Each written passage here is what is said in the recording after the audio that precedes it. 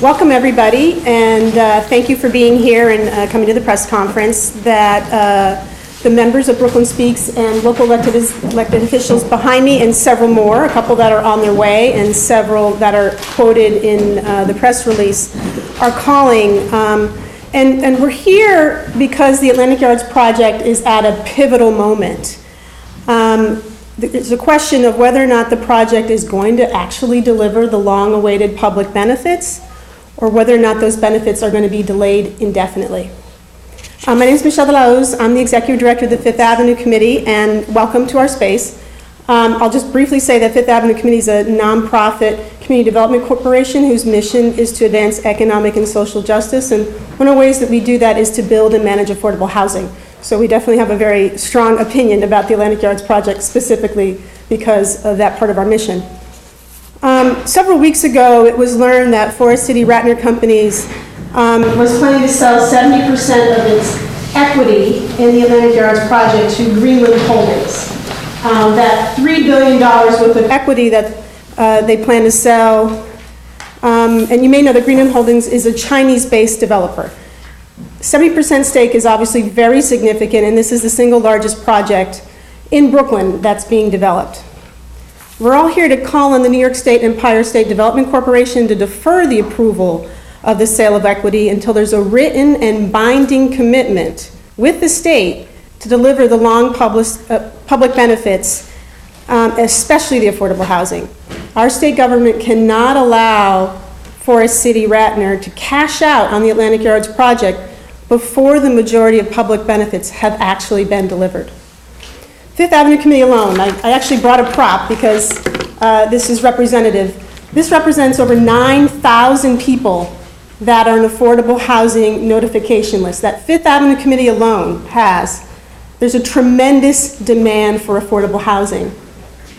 We have to ensure and leverage this conversation that's going on between Forest City Ratner Companies and Greenland Holdings to ensure that those public benefits are delivered to the people of New York City, and in particular to the communities around Brooklyn.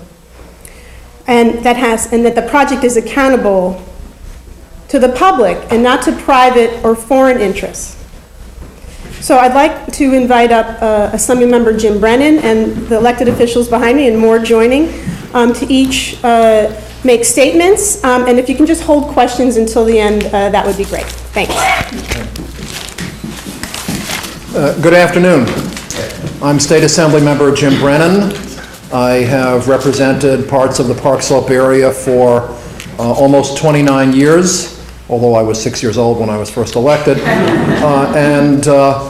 I'm here to begin a discussion of Atlantic Yards and affordable housing.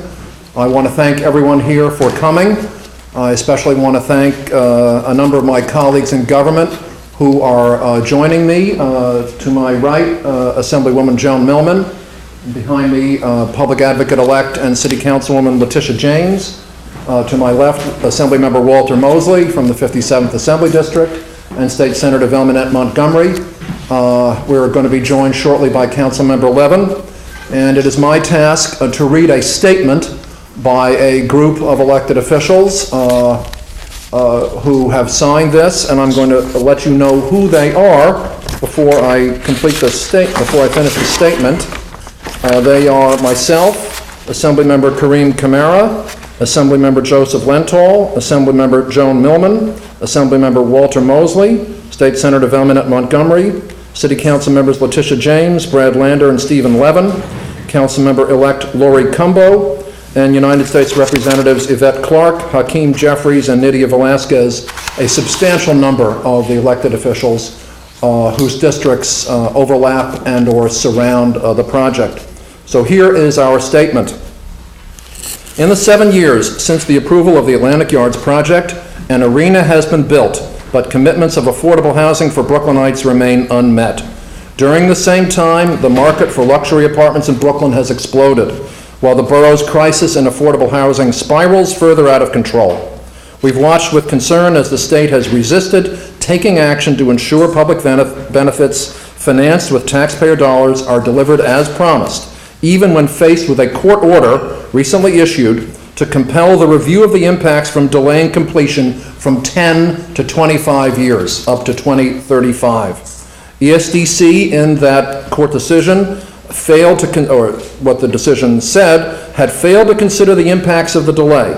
And now people living in the neighborhoods surrounding the project are being displaced at an alarming rate, which is particularly true for the many families and elderly who are being priced out of their homes due to gentrification.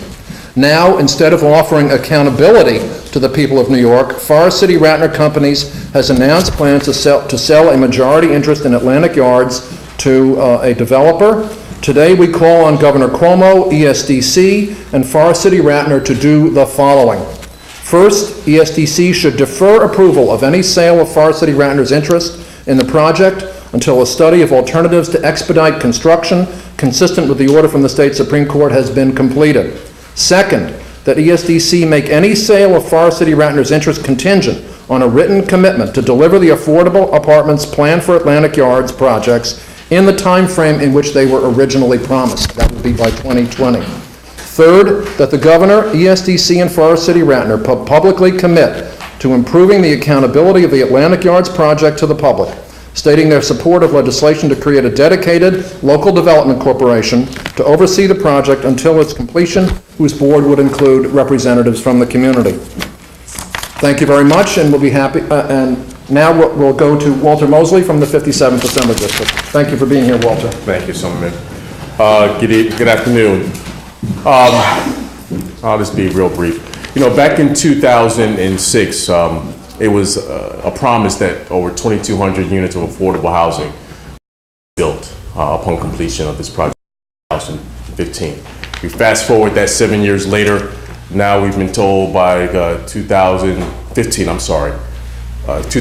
it will be completed. We'll have 2,250 units of affordable housing. Fast forward that now 7 years later. Now we're being told by 2015 we'll have a handful of units available for housing. Clearly, you know, this was the crux of why we're here. You know, all of us are aware that a home court has been built for an NBA basketball team. But the reason why New Yorkers invested over $700 million in tax subsidies and abatements is because we wanted to build a home court advantage for Brooklynites. We wanted to build a home court advantage for working class men and women. We wanted to build a home court advantage for the people who made Brooklyn what it is today, a collection of neighborhoods where people accept one another for who they are and what they are. And unfortunately, we are now at a time in which Brooklyn, as it exists today in this particular footprint of this arena, will no longer exist. And obviously, we know that the new New York is open for business, but we need to know that the new New York is open for business for the men and women and children who make Brooklyn what it is today. And so I stand wholeheartedly with my colleagues in government, my advocacy groups like Fifth Avenue Committee, in an effort to make sure that we crystallize loud and clear the intentions of this deal to create a co-development where we'll have a disproportionate and unevenly yoked relationship between Greenlands Holdings and Forest City Ratner, and our efforts to make sure that we have real issues addressed as it relates to affordable housing. Likewise, making sure that there are real remedial measures put in place if those commitments are not met. Because clearly, if we continue to go down this road, we'll continue to be here talking about the same issues and problems going forward. So I want to thank you again for allowing us to have this press conference and allowing us to be able to talk on behalf of our constituents, because this is why we're here. We're not here to pick a battle or pick a fight for the sake of picking a fight, but we're here to make sure that Brooklynites are taken care of, because they're the ones who made this investment. And like anybody, whether you're in business or not, you're looking to get a return on your investment eventually. So thank you so much, and I will now hand it over back to Jim. Thank you, Assemblymember Mosley. Our next speaker will be Assemblymember Joan Millman from the 52nd Assembly District. Thanks, Jim. And thanks to the Fifth Avenue Committee for hosting this. You know, from many accounts, the Barclay Center has been a huge success. Now we're home of the Nets, many, not all. And the Islanders are soon to follow. We've had entertainers from Justin Bieber to Barbara Streisand, Disney on Ice. The place is packed. But to to quote, almost quote a famous line from a movie, show us the affordable housing. You know, the promise of affordable housing convinced many elected officials, including myself, to support the project from the get-go. And now there's a 2-year delay in the completion of the very first unit. It hasn't happened now, and we're now going to wait an additional 2 years to see it happen.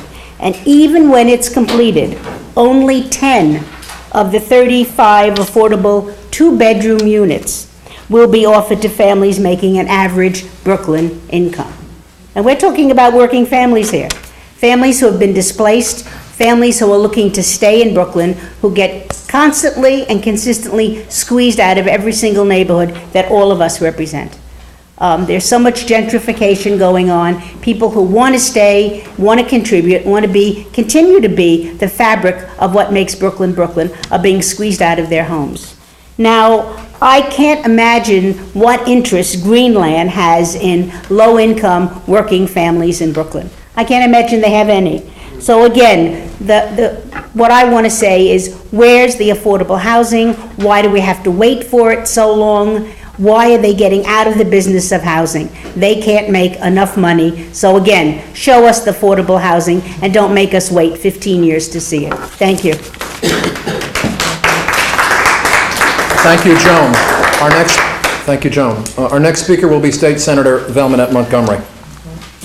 Thank you. I just want to start by acknowledging, first of all, Fifth Avenue Committee, and we have to say to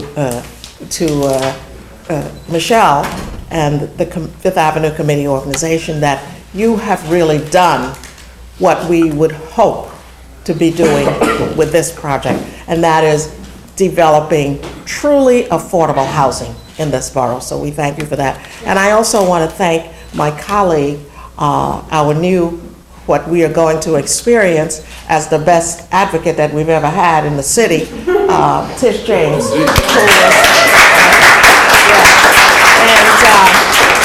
I'm obviously predicting what she is going to be, but we also know what she has done with regard to organizing elected officials as well as community around this project. So we thank you. And I want to just, by way of full disclosure, I never was an advocate for this project. I never thought that this was going to yield for us as much as we wanted to see come out of a project of this magnitude, for both in terms of commercial jobs as well as housing, affordable housing, an equitable mix of housing. So obviously the disappointment for me goes very deep. So however, we have the arena and we have whatever we have, but we note that in the beginning, we as a community requested that this project be broken up so that we could have a number of developers bidding to create a plan that was commensurate with what the community would like to see.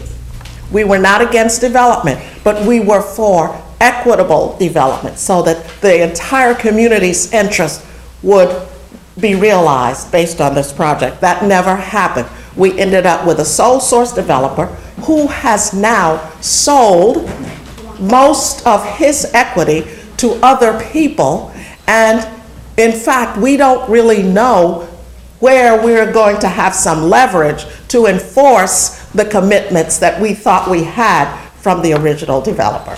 So this is a very sad time for us, but I'm happy that my colleague here, who is really he is the main man on this piece, because he is the chair of commissions and authorities in the Assembly, and he has really brought us here to say that at least we should move up the development of affordable housing to make sure that's number one. We should be able to get ESDC and the city to enforce a commitment to make sure that there is equitable development of affordable housing. So I am happy to join my colleagues, and we will continue this struggle and hope that going forward we'll see a little bit different, a little bit more willingness on the part of our government partners to make sure that this is realized. So thank you.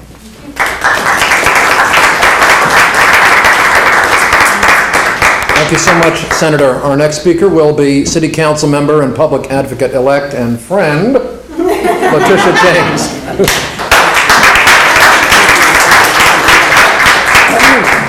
So the election last week was a referendum, a mandate in support of a more progressive agenda in the city of New York. And one of the issues that most individuals are talking about, particularly as you visit the Talking Transition tent in Manhattan and all throughout the city of New York, is the crisis in affordable housing. From Brooklyn to the Bronx to all 5 boroughs, to the Rockaways, to Staten Island, to Queens, everyone is feeling this displacement in their own community. Countless number of individuals, as I met individuals all throughout the city, have said they've lost control of their community. They're being displaced from their community. They're having to make decisions between paying their rent and purchasing food. And so I cannot think of something more pertinent, more relevant, more necessary than the need to build more affordable housing immediately. And that is why I'm so happy that Mayor-elect de Blasio is committed to building over 200,000 units of affordable housing moving forward, and I look forward to working with him. And in this particular project, Forest City Ratner, as you know, has decided to build the first building modular. It's being built in the Navy Yard as we speak. But he did a reversal on that. He decided to make the units smaller. A number of individuals who have supported this project thought that he would build larger units for families. He decided not. He decided not to do that. He decided to build more studios and 1-bedrooms as opposed to 2s and 3s, which is needed in this neighborhood. And so now here he is trying to kick out the plan and selling over 70% of his interest in this project to an organization that we really don't have any relationship with and have no experience. And so I say to Governor Cuomo, who has allowed, unfortunately, this project to go on without any reviews, without any transparency, without any accountability, without any oversight. It's time that Governor Cuomo, in addition to saving our hospitals, it's time that he focus on the Atlantic Yards, including ESDC under the leadership of Ken Adams. And as was mentioned previously, although he's in a contract with this particular company, I think that the governor should consider not-for-profit organizations to build the affordable housing who have a track record of doing it,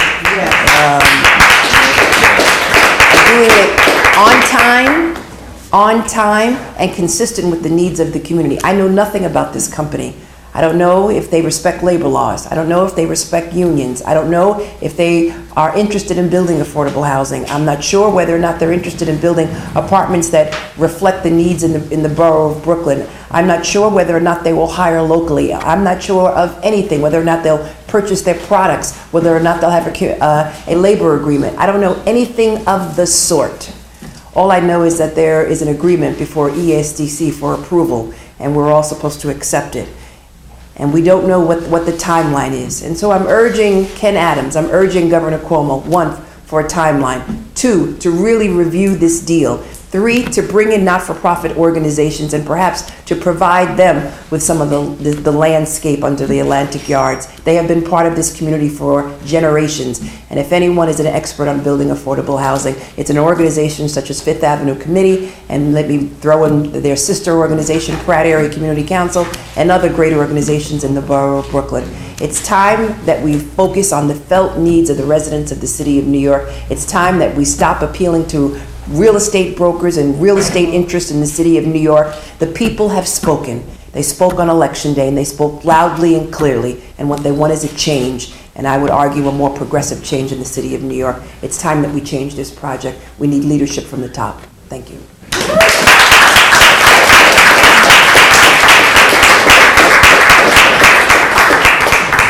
Thank you so much, Tish. Our next speaker, Councilmember Steve Levin. Thank you for coming, Steve. Thank you very much. Thank you very much, Assemblyman Brennan, and to my colleagues in government. Kind of following up on what Assemblymember Millman said, when she said, show me the affordable housing. The state slogan of Missouri is, they call it the show me state, right? Because they're appropriately skeptical of promises that are made. And I gotta be honest with you, at this point in time right now, I feel like my head is spinning with all the promises that we see from developers, and this goes, I'm dealing with a number of developments up in the other part of the district that I represent. And you hear all types of promises that are made. Developers make all types of promises. They need approvals, they'll promise you the world. They'll promise you 100% affordable, 150% affordable housing. They'll promise you 8-bedroom units and whatever you want, whatever the community asks for, they'll promise. But when the rubber meets the road, oftentimes those promises are like written in disappearing ink. And we as a city need to stand up for our rights as citizens, our rights as a government that is our city government and our state government that grants not only approvals but grants subsidies. I mean, we talk about the amount of subsidies that happened at Atlantic Yards from the city and the state. Are kind of unquantifiable. I mean, hundreds of millions of dollars. And the commitments that were made, I mean, I'm just learning, and through the process of being in office, that you got to get these commitments ironclad. And if it seems as if they're trying to slip out of it, then you got to go back to the drawing board, and you got to rewrite it, and you got to get it ironclad, because our communities deserve no less. And we need to make sure that we are, as Public Advocate-elect James said, moving forward, and as we're looking towards the future of our city, we need to start reorienting where our priorities are. We need to show, and I think that we're leading the way here in downtown Brooklyn, that we got to say and make it loud and clear to everyone that's listening that the communities that we represent and the communities that are in our neighborhoods, that make up the fabric of our city, that have dedicated their lives to making our city a great place and a dynamic place, and a place where families want to come and people want to come to realize their dreams. We have to reorient towards the people. We have to make sure that the people's interest is represented first and foremost, always. And so I want to thank Assemblymember Brennan and all of my colleagues in government, Senator Montgomery, Assemblymember Millman, Public Advocate-elect James, Assemblymember Mosley, Councilmember-elect Lori Cumbo, because we're showing now that you got to stand strong, you got to stand together. You're never going to get anything done. So thank you all very much.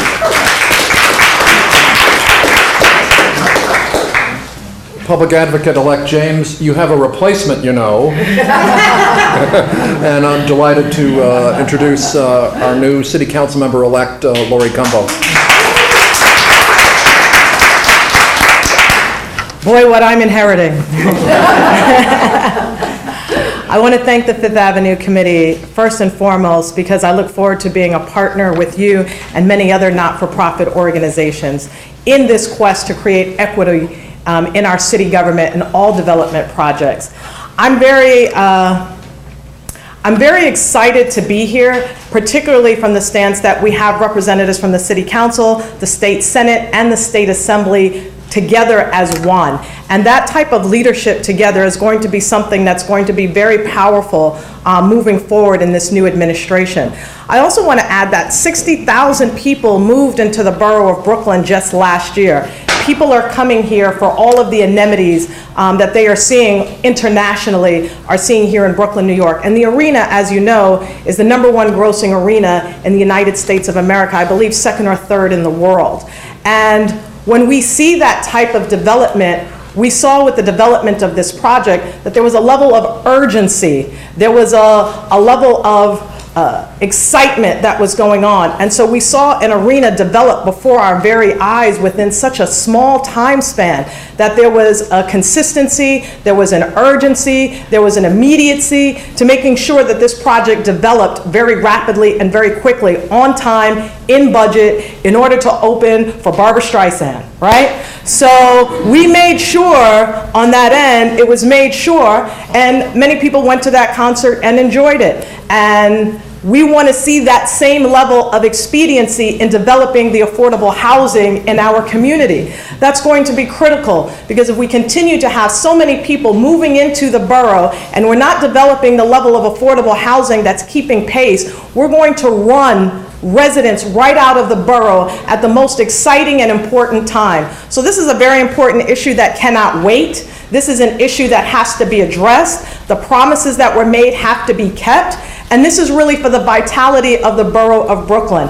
If we don't address this now, and if we don't continue to come together to demand that these units of housing, as well as the ones to come, are actually realized, we're going to push so many families that were so excited about the dream of what they thought Brooklyn was going to become.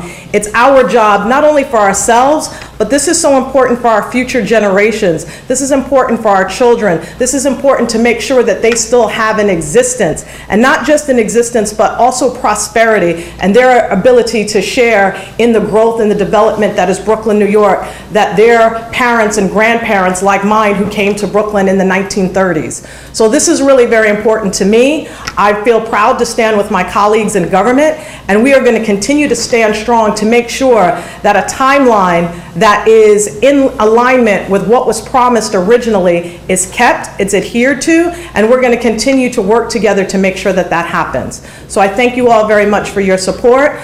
I look forward to inheriting the strong tradition of our council member, Letitia James, who has been a strong advocate and will be an even greater public advocate, and I look forward to working with her in tandem. Thank you.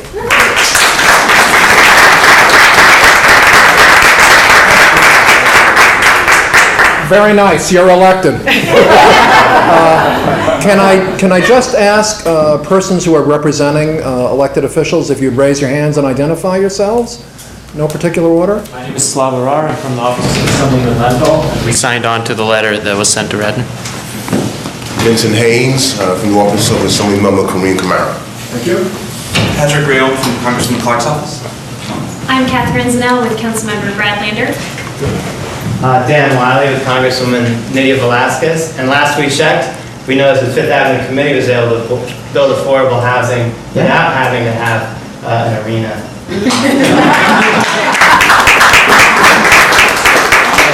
want to thank everybody for coming. I want to thank Fifth Avenue Committee and Michelle for hosting this. I want to also thank Gib Vacconi from Brooklyn Speaks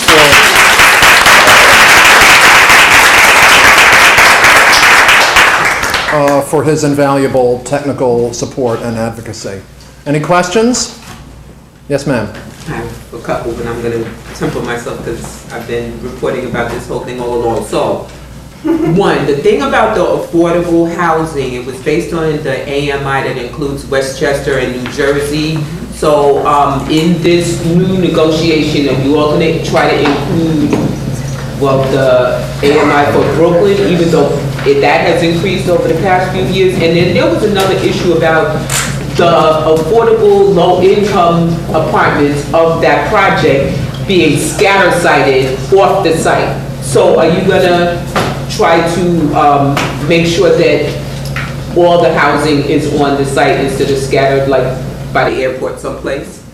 Well, I can't speak for every individual member here, but your general point that the project was based on metropolitan area median income, which is substantially higher than the average incomes in Brooklyn, is well taken, and we know that, and we certainly want, as the state renegotiates this, or I certainly believe, and I'm sure that my colleagues in general share a similar point of view, that lower income families and individuals need to be taken into account in any modification.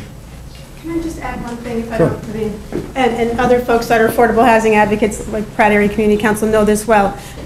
The area median income has gone up consistently year after year. So every year that this project is delayed, 40% of AMI today or 40% of AMI 5 years ago is different than 40% of AMI in 10 or 15 years.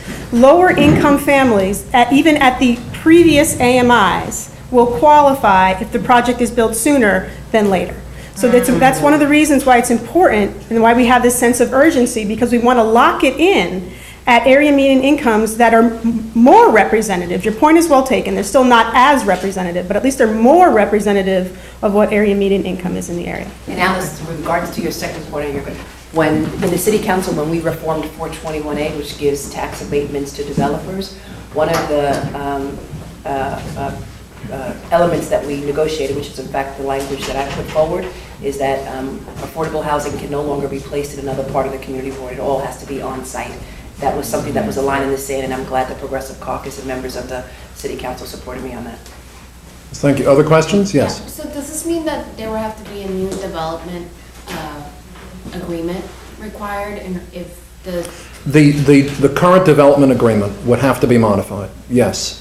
And it is within the discretion of ESDC and Forest City Ratner to modify that agreement. Right now, the agreement only calls for 300 affordable units by 2022.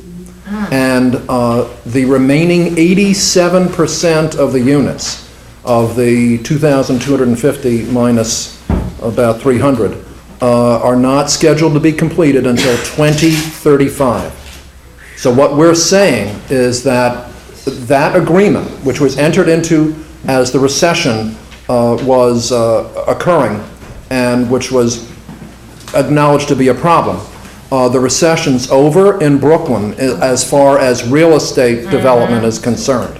The market is back and hot, and we want opportunities for low and moderate income families as soon as possible to be realized within the original time frame, which gave from when the project was finally allowed to proceed at the end of some litigation at the end of 2009 was going to be 2020. So we want to get the project back onto the original time frame and get these several thousand units into construction and ultimately to be let to low and moderate income families in a reasonable time.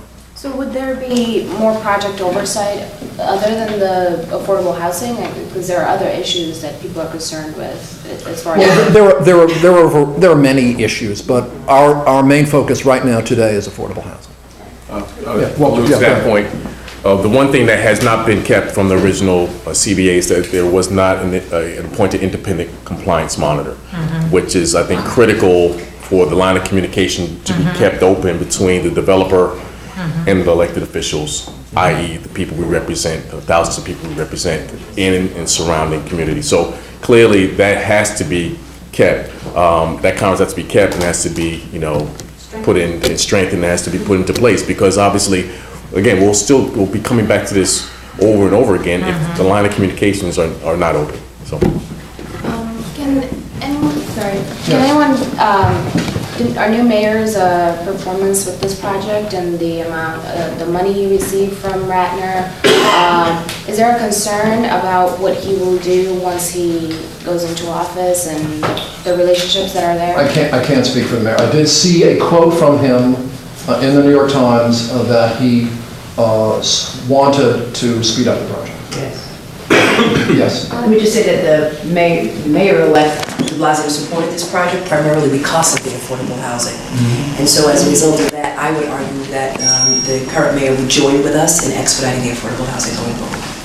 Yes. Sort of related to that question, this project generally has been sort of like an elephant in the room for Mayor-elect de Blasio. So I was wondering if he thought, or if anyone thought, that he should have been a little bit more proactive in opposing the project, or I guess speeding it up during the campaign.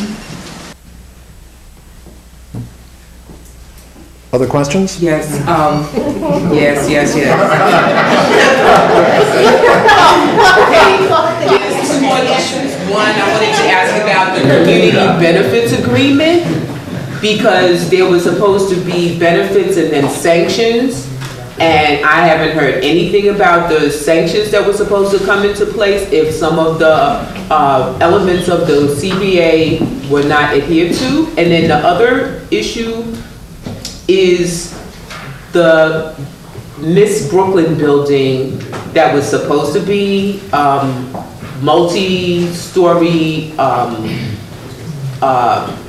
employment office space that just magically disappeared early on in the process. So Brooklyn needs jobs too in order to afford the affordable housing. So what would you The say community about that? benefits agreement that she is referring to is an agreement between the Acorn organization and Forest City Ratner that has no, in which the state of New York and Forest City Ratner, in their agreements, there is no connection between the community benefits agreement and the obligations of Ratner as far as the state of New York is concerned, and so that's a side issue.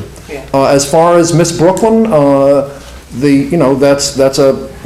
that's a casualty of the recession, and it was supposed to be a commercial office building with a couple of luxury apartments on the top, and no affordable housing. And so once again, it's that's not what our purpose here today is about. Our purpose here today is about realizing the promise of the affordable housing. Another question from you. How are you going to do this, to get this agreement in place before this Chinese company steps in? And I know It's our belief that ESDC, in its due diligence in relation to its approval of this project, has to make determinations with respect to whether or not the sale of the interest in any way alters or impairs the capacity of Forest City Ratner to proceed with the development. And if there is any impairment, any significant impairment in relation to, in terms of the governance or any other additional risk for failure to complete, then ESDC could withhold its approval. Okay, last question. All right, that's all right. No, that's enough. All right, any other questions? Thank you. Thank you. Thank you.